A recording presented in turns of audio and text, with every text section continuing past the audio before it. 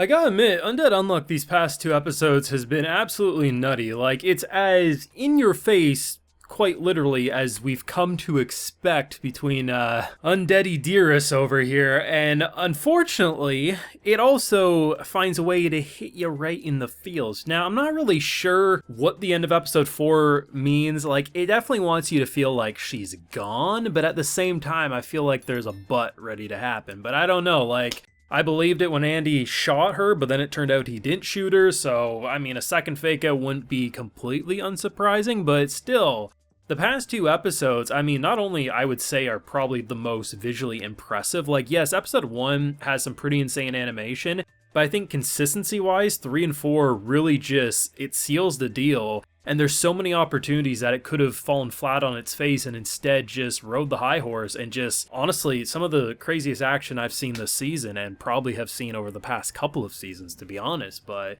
full live reactions to both of these episodes over on my Patreon. If you're into that, it's over there if you're interested. Now, yeah, we got 2 episodes to talk about. It kind of works because it's all basically one big build-up to ultimately the fight we ended up getting with this latest episode, episode 4. And I honestly, for some reason, even though they kind of preview Gina as a character, I just, when we were doing the painting on the beach and everything, I don't know, I just thought it was a different side character, and then it turns into just her. The dumbest hat, or one of the dumbest hats I've ever seen an anime character wear, but on the same time, like, it's one of the most practical hats I've ever seen. It's basically a giant buzzsaw, and Unchange as an ability was really cool, because, I mean, water is basically being risen like a UFO, I mean, there's stairs being formed, there's giant gloom hands smacking us around. It was a pretty nutty fight, all things considered. The biggest thing, though, was I was really interested to see what they were going to do, because in this case, we actually have quite a bit of history. It's like 40 or 50 years ago. They had an interesting bond. It was like he was pretty okay being in that prison cell. She very much had a lot of love, and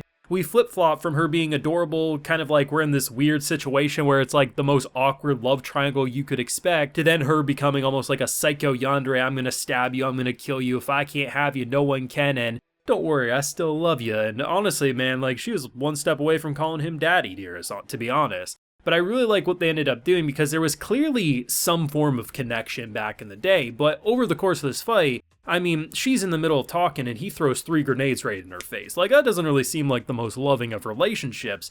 But to be fair, when it did come to the final moments where, you know, we start to see the aging is starting to occur, right? I mean, he throws some zingers at her, talking about how she's pushing up her bra or she doesn't have to push up too much anyway, her skin's all makeup, her ass is sagging. Like, he had some zingers, for sure. But when it came time to what was about to be her death scene, he was there, man. Like, there was chemistry, there was romance, there was passion, and it was very interesting to see how a character who was so over the top, who I was like, I hope makes it just because it's a fun character to begin with, just the way they can emotionally hook you while simultaneously having our girl motorboat our boy, and like, it wasn't even up to interpretation. Like, at first it was kind of like pulled away enough that we weren't really sure if it really was as intense as they were making it, but at one point he's basically going to town on those melons. And honestly, I will say, the past few episodes have actually been able to incorporate more fan servicey stuff, a lot more humorous without being as, like, episode 1-y as it was.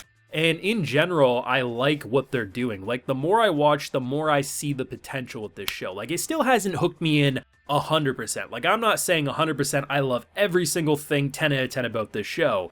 But the more I watch, the more I look at just the action and how a character so casually cuts his arms off to propel himself, and then the way he uses his blood in order to basically see all the invisible things around them. Every time he pulls his sword out of his arm like a sheath and doesn't even flinch to it, or he keeps his sword like on his shoulder, like cut through. There's so many things about Andy as a character specifically that's enough to keep an episode exciting for action. But then you have equally interesting characters fighting him, and the idea of the Union and these characters that are a part of the Union or fight for the Union, against the Union, it doesn't matter. The idea of Unchange or Undead, Unlucky, like, all these things are so interesting. And I do appreciate an episode like episode 3, well, yes, did have some pretty fun animation, especially on the boat ride and everything, some pretty crazy things happening. I also like the idea of just simple moments where, like, you know, she's talking about how she basically painted something, don't laugh, I added something. I'm looking at the painting, I'm like, it just looks like stars in the sky. Turns out apparently they just don't have stars in their sky. I was like, oh, that's an interesting piece of world building there.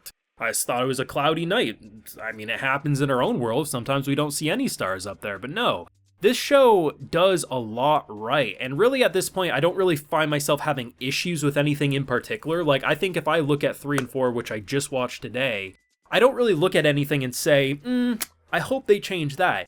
I'm just waiting for, like, the big story hook, and we're getting there. We're building in some world building, we're building in some plot threads, but once that big moment happens, I feel like that's when I'm going to be jumping out of my chair saying, oh my god, whoever is sleeping on Undead Unluck, you guys are doing yourself a disservice. But right now, I'm having a lot of fun. I think on a pure spectacle level, it is engaging as hell. The color palette, I mean, just look at all those hands trying to attack Andy and everything. So many opportunities for missed animation moments, but they nailed it.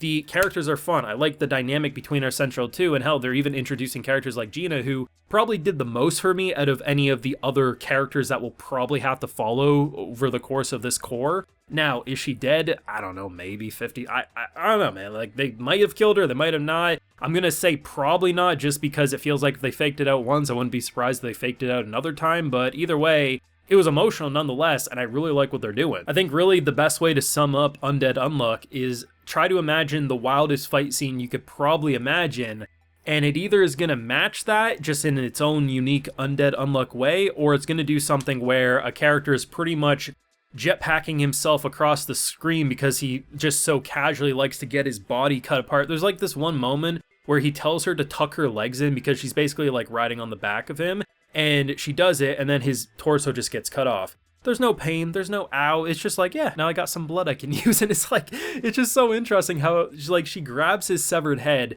to throw it into the sphere, and then all the unluck comes in, it's a big-ass laser blast, and then we get the moment we get. Like, on paper, I think a lot of, like, explaining what happens in an action scene sounds stupid, but somehow it's all so well thought out. It's literally one of the most interesting power systems I've ever seen in anime, and we've only seen a small taste of what this series is capable of. And the fact that the animation is so smooth, like, it's not so fast that it's hard to keep up with what is happening on screen. You see every detail of what a character's doing, and with how much blood is squirting around, or lasers, or all these attacks, it's honestly impressive how consistent this show's been so far over the course of a month. And I definitely think this one has a lot of potential. But let me know what you thought of this little mini arc that we got over episodes 3 and 4, and what do you think is going to happen next week? Let me know down below. Leave a like if you enjoyed, subscribe if you're new around here, of course ring that bell so you can get notified when I upload more videos to the channel. Like I mentioned, we have a full live reaction to both these episodes over on my Patreon. Hey, while you're there, you also get a video shout out. So today we have Alton Johnson, Ergo Hosh, Zeno, Yuki Ali, and Slippers. So I appreciate the support, everyone. Please take care and have a good one.